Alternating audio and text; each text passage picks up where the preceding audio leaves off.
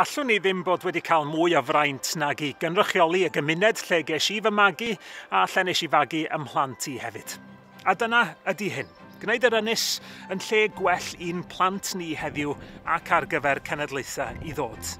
Dyna pam mae wastad chwilio am gyfleon economaidd yn helpu busnesau i gael y gefnogaeth maen nhw angen i dyfu, yn creu swyddi a diogelu dyfodol pobl.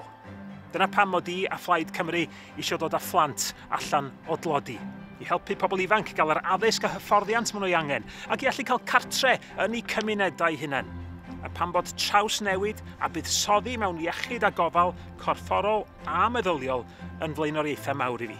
Dyna pam dwi wedi trio gwneud popeth allai i helpu'r cannoedd os nad miloedd o bobl sydd wedi estyn allan atai am gefnogaeth, a dyna fyddai'n cario ymlaen i wneud.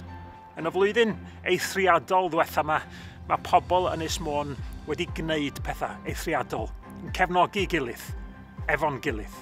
Fy mraint i ydy cael gweithio dros ddyfodol gwell i chi, a'ch teulu, i bawb ohono ni.